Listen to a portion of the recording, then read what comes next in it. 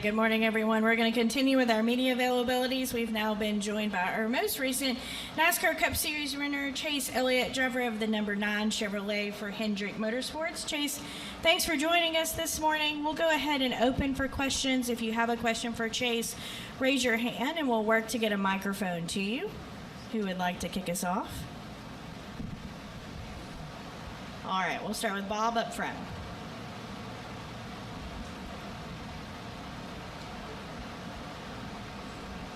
Bob Hawkers, Fox Sports. Besides extra media, was this week different than any other week? No.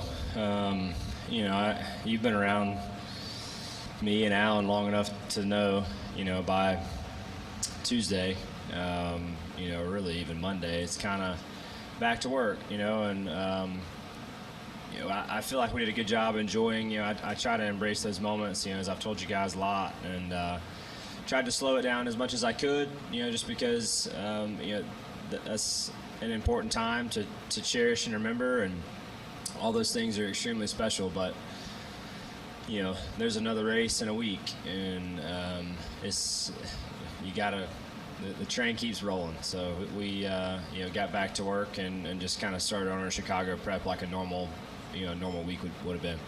And was there anything that you saw, if you saw any sort of highlights of the celebrations or anything that you feel like really either kind of struck you or made you think, wow, that's what made it really cool?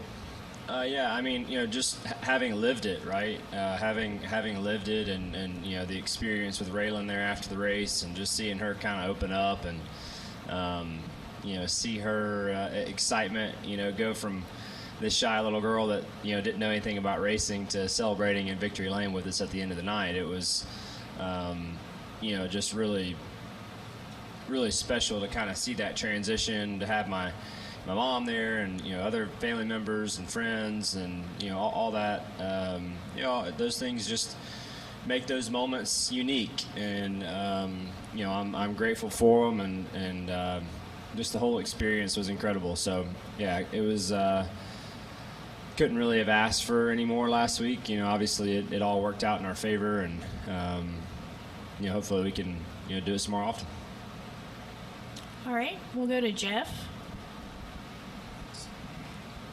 Chase, whether it's talking about advocating for the Nashville race near the city, or you were praising the LA Coliseum, or praising here when we first started the Chicago Street Race, you've been one of the biggest advocates for racing near a city and bringing it to the people.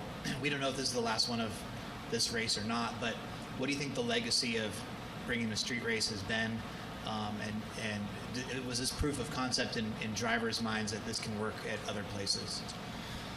Yeah, I think it's a great idea for sure, and I'm all for that.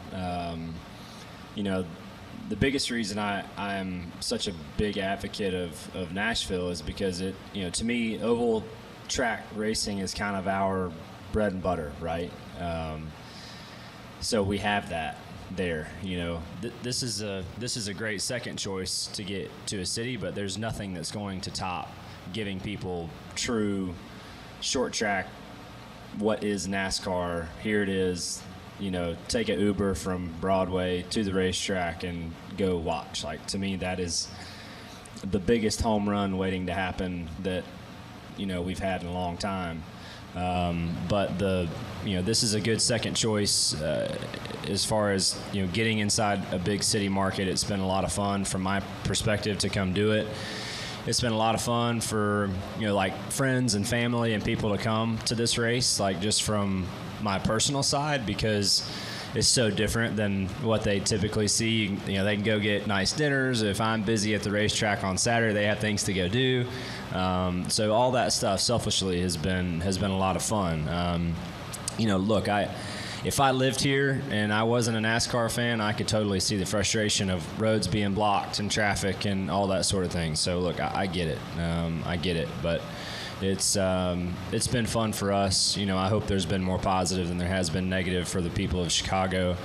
And, whether this is the last year or not, I appreciate them having us, even the ones that didn't want us. And, I look forward to, wherever it goes next. And I hope that I hope that somewhere down the line we can take it to a different city, just to switch it up. Just like the championship race rotating, I think a city street course moving around would be really healthy and good. So if this is last year, I don't think there's any bridges burned. I just think maybe we move it around, and who knows, maybe come back another time.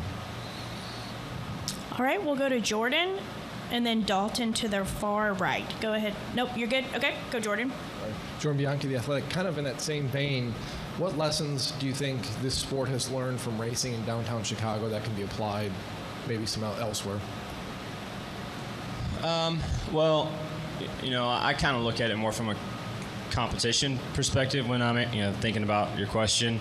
And one thing that, which obviously I'm careful with this because I haven't been on the track today, but I know and I can attest from the first year to last year, the way they repeated the track and just the the measurements and the corner angles and the braking zones and all the things were extremely similar. Where they had walls placed, like all that stuff was done really, really well.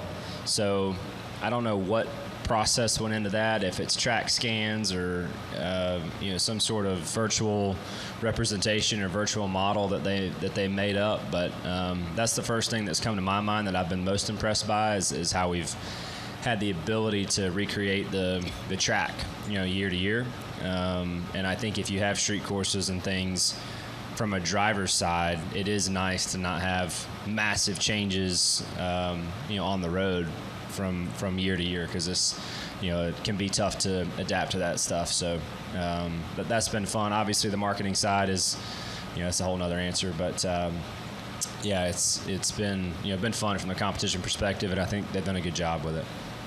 Yep. All right, any additional questions for Chase?